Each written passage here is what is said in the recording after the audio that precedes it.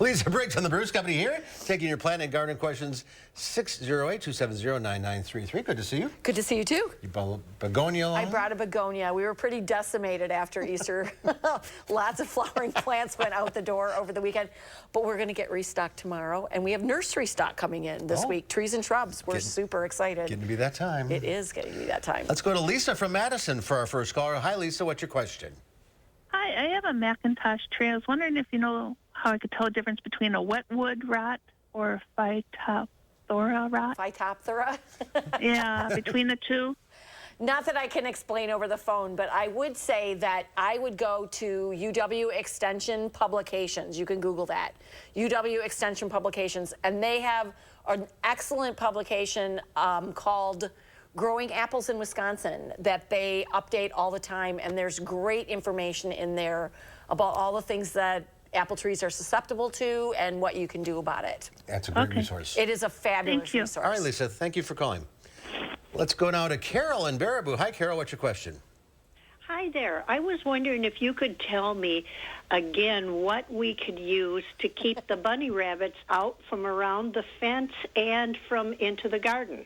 Well, are you talking about like a vegetable garden or a perennial border? Well, it's going to be a vegetable garden. Okay. And then I have a fenced-in backyard that I'm trying to keep them out. Okay. And I'm not sure how. So what I would use is a scent repellent around the edge of your property, along the base of the fence, to try to keep them from coming into your yard. And there are a number of products on the market. I like Shake Away. It's freeze-dried predator urine. It's really easy to apply and not stinky.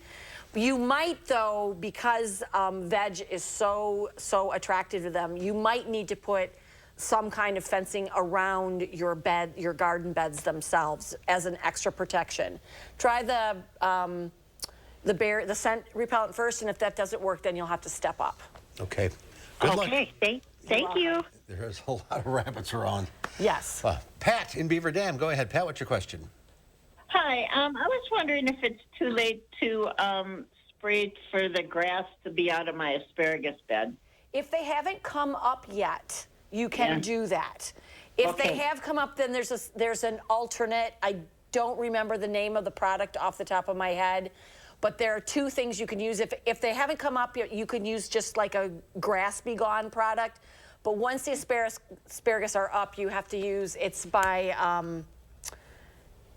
not by Fertilome, but it's a particular product that is safe to use for the asparagus since you're going to harvest them so early. Okay. Come into the store. We'll help you out. All right. Thank you. You're welcome. Let's go to Judy in Rock Springs. Hi, Judy. What's your question? Yeah, I was just wondering when it is safe to, like, rake your yard and put down mulch, new mulch?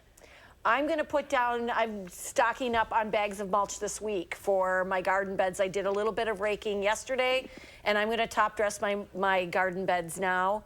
As far as lawn is concerned, go ahead and get any leaves off your lawn and put them somewhere. And then in your garden beds, just be kind of gentle with it so that you don't damage any of your plants, and that if you have some insect nests in there for pollinators, that you won't disturb them too much. And when is that safe to do then? You can do that now.